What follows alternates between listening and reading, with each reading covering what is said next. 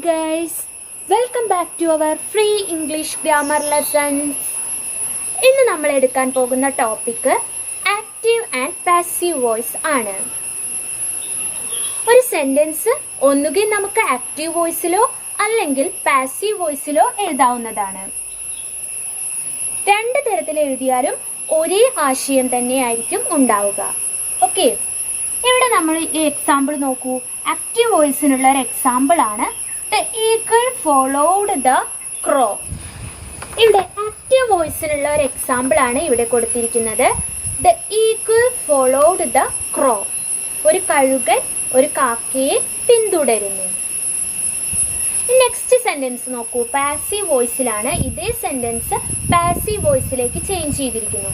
The crow was followed by the eagle. ഫസ്റ്റത്തേൽ എന്താണ് meaning? ഒരു കഴുകൻ കാക്കയെ പിന്തുടരുന്നു. രണ്ടാമത്തേല് പാസീവ് വോയിസിൽ എന്താണ്? ഒരു കാക്ക കഴുകനാൽ പിന്തുടരപ്പെടുന്നു. ഫസ്റ്റ് സെന്റൻസിൽ നോക്കിക്കഴിഞ്ഞാൽ ആരാണ് ഫോളോ ചെയ്യുന്നത്? ആരാണ് ക്രിയ ചെയ്യുന്നത്? ഫോളോ ചെയ്യുന്നത് ആരാണ്? പിന്തുടരുന്നത് ആരാണ്? കഴുകനാണ്. അപ്പൊ ക്രിയ ചെയ്യുന്നത് ആരാണോ അതായിരിക്കും സബ്ജക്റ്റ്. ആക്റ്റീവ് വോയിസിൽ ക്രിയ ചെയ്യുന്നത് ആരാണോ അവരായിരിക്കും സബ്ജക്റ്റ്. എന്നാൽ പാസീവ് വോയിസിൽ ക്രിയ ചെയ്യുന്നവർ, ആക്ഷൻ ചെയ്യുന്ന ആൾ ഒബ്ജക്റ്റ് പ്ലേസിലും ആർക്കാണോ ആ ക്രിയ ആ ആക്ഷൻ വന്ന് ഭവിക്കുന്നത്, ആരാണ് അതിൻ്റെ ഫലം അനുഭവിക്കുന്നത് അവരായിരിക്കും സബ്ജക്റ്റ് പൊസിഷനിൽ. ഓക്കെ, ഇനി നമുക്ക് ആക്റ്റീവ് വോയിസിലുള്ള ഒരു സെന്റൻസ് പാസീവ് വോയിസിലേക്ക് ചേഞ്ച് ചെയ്യുമ്പോൾ എന്തെല്ലാം മാറ്റങ്ങളാണ് വരുന്നത് എന്ന് നോക്കാം. എന്തെല്ലാം മാറ്റങ്ങളാണ് വരുന്നത്? ദ ഈഗിൾ, ഇവിടത്തെ സബ്ജക്റ്റ് എന്ത് ചെയ്യുന്നുണ്ട്? പാസീവ് വോയിസിലേക്ക് ചേഞ്ച് ചെയ്യുമ്പോൾ ഒബ്ജക്റ്റ് പൊസിഷനിലേക്ക് പോകുന്നു. ആക്റ്റീവ് വോയിസിലെ ഒബ്ജക്റ്റ് പാസീവ് വോയിസിൽ സബ്ജക്റ്റ് പൊസിഷനിലേക്ക് ചേഞ്ച് ആവുന്നു. വേറെ എന്ത് വ്യത്യാസമാണുള്ളത്? യെസ്, പാസീവ് വോയിസിൽ ഒബ്ജക്റ്റിന് മുന്നിൽ ബൈ എന്ന് ചേർക്കുന്നു. പിന്നെന്ത് വ്യത്യാസമാണുള്ളത്? Yes, form of the verb change ചെയ്യുന്നു. ഹിയർ സിമ്പിൾ പാസ്റ്റ് ആണ്, ഫോളോഡ്. ഇവിടെ എന്താണ്? വാസ് ഫോളോഡ് എന്നാവുന്നു. ഓക്കെ, ഫോം ഓഫ് ദ വെർബിലും ചേഞ്ച് വരുന്നു. ഒരു ആക്റ്റീവ് വോയിസിലുള്ള സെന്റൻസിനെ പാസീവ് വോയിസിലേക്ക് ചേഞ്ച് ചെയ്യുമ്പോൾ പ്രധാനമായി രണ്ട് തരത്തിലുള്ള ചേഞ്ചസ് ആണ് ഉണ്ടാവുന്നത്. ഒന്ന് ചേഞ്ച് ഓഫ് പേഴ്സൺ, അതായത് സബ്ജക്റ്റ് ഒബ്ജക്റ്റ് ആയി മാറുമെന്ന് ഞാൻ പറഞ്ഞല്ലോ, അപ്പോഴുണ്ടാവുന്ന ചേഞ്ചും. പിന്നെ എന്താണ്? Change of form of the വെർബുമാണ്. അപ്പോൾ ഐ എന്നൊരു സബ്ജക്റ്റ് ഒബ്ജക്റ്റ് പ്ലേസിലേക്ക് പോകുമ്പോൾ അത് എന്തായി മാറും? മീ എന്നാവുന്നു. വി എന്ന സബ്ജക്റ്റ് ഒബ്ജക്റ്റ് പ്ലേസിലേക്ക് പോകുമ്പോൾ അസ് എന്നാവുന്നു. യു തന്നെയാണ്. ഹി ഹിം ആവുന്നു. ഷീ ഹെർ ആവുന്നു.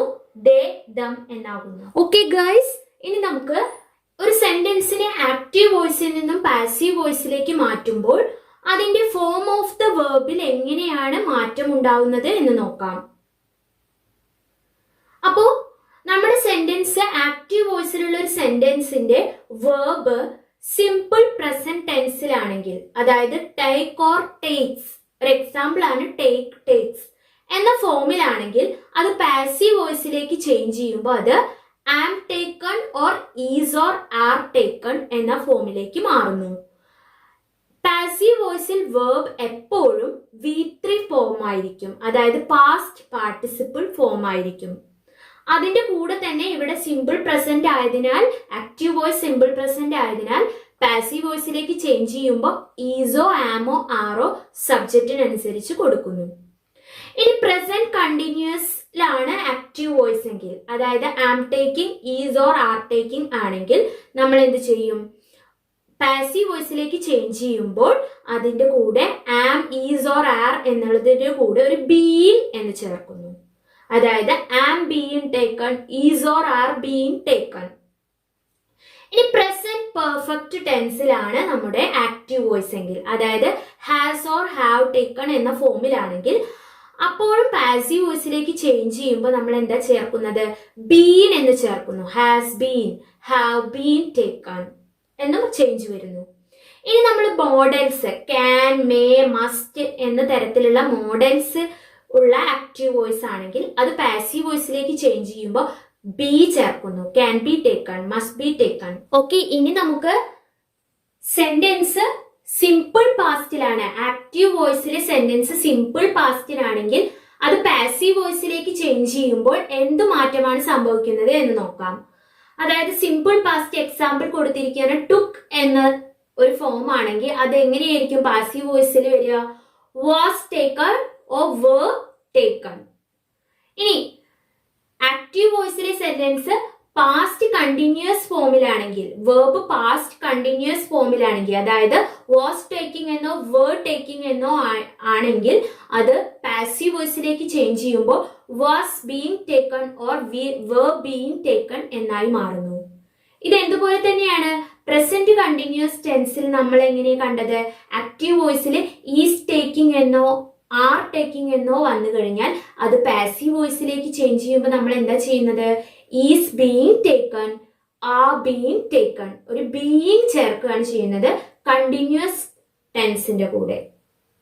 ഓക്കെ, ഇനി പാസ്റ്റ് പെർഫെക്റ്റിലേക്ക് പോവാം. പാസ്റ്റ് പെർഫെക്റ്റ് ആക്റ്റീവ് വോയിസിൽ ഹാഡ് ടേക്കൺ എന്ന ഫോമിലാണ് വന്നതെങ്കിൽ നമ്മൾ അതിന് പാസീവ് വോയിസിലേക്ക് ചേഞ്ച് ചെയ്യുമ്പോൾ അതിന്റെ കൂടെ ഒരു ബീൻ ചേർക്കുന്നു. അപ്പൊ എങ്ങനെയായിരിക്കും? Had been taken. പ്രസന്റ് പെർഫെക്റ്റിന് നമ്മൾ എങ്ങനെ കണ്ടത്? ഹാസ് ഓർ ഹാവ് ടേക്കൺ എന്ന ഫോമിലായിരിക്കും active voice.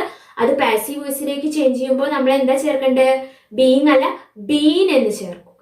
Okay, has or have been taken.